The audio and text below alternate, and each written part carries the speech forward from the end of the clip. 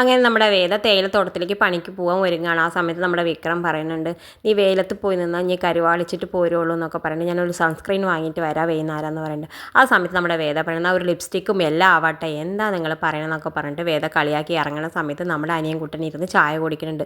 അത് കാണുമ്പോൾ ഒറ്റയ്ക്ക് എടുത്ത് ചായ കുടിക്കുന്ന അനിയനെയും കുട്ടനെ കാണുമ്പോൾ എല്ലാവർക്കും സന്തോഷമുണ്ട്. നമ്മുടെ വേദയ്ക്ക് വിക്രമിനാണ് ഒരുപാട് സന്തോഷമുണ്ട്. അവനിൽ കുറേ മാറ്റങ്ങൾ വന്ന് തുടങ്ങി എന്നൊക്കെ വിചാരിക്കുന്നുണ്ട്. എന്തായാലും നമ്മുടെ തേയിലത്തോട്ടത്തേക്ക് നമ്മുടെ വേദ പണിക്ക് പോകുമ്പോൾ അവൾക്ക് വെയിലത്ത് നിന്നിട്ട് പനിയൊക്കെ വരുന്നുണ്ട്. പനിയൊക്കെ വന്നുമ്പോൾ വീട്ടിലേക്ക് വന്നിട്ട് നമ്മുടെ വിക്രം അവളെ നേരെ നോക്കുന്നുണ്ട്, ചായയൊക്കെ വെച്ച് കൊടുക്കുന്നുണ്ട്, എല്ലാം ചെയ്ത് കൊടുക്കുന്നുണ്ട്. എന്തായാലും നമ്മുടെ വിക്രമാണെങ്കിൽ പണിക്കും പോകുന്നുണ്ട്. തേയിലത്തോട്ടത്തെ സൂപ്പർവൈസർ ആണെങ്കിൽ നമ്മുടെ വേദനെ ഉപദ്രവിക്കാൻ നോക്കുന്നുണ്ട്. അവിടുന്ന് ഓരോന്ന് പറയേണ്ട വേദയാണെങ്കിൽ ഒന്നും മുണ്ടാതെ ഒതുങ്ങി നിൽക്കുന്നുണ്ട്. കാരണം അവളെ പണി പോകണ്ടല്ലോ വിചാരിച്ചിട്ടല്ലാതെ അവൾക്ക് എതിർക്കാനുള്ള ശക്തി ഇല്ലാഞ്ഞിട്ടല്ല. എന്തായാലും നമ്മുടെ വിക്രമാണെങ്കിലും കുറേ മരം വെട്ടുന്നുണ്ട്, എല്ലാം ചെയ്യുന്നുണ്ട്. ആ സമയത്ത് നമ്മുടെ പള്ളിയിലച്ഛനോട് എല്ലാം കുമ്പസരിച്ചിട്ട് എല്ലാം പറയേണ്ട എല്ലാ സത്യങ്ങളും നമ്മളെ പള്ളിയിലച്ഛനോട് പറഞ്ഞൊക്കെ കൊടുക്കുന്നുണ്ട്. എന്തായാലും വിക്രം ഇല്ലാത്ത സമയത്ത് നമ്മുടെ വേദനടുത്തേക്ക് നമ്മുടെ സൂപ്പർവൈസർ വരുന്നുണ്ട്.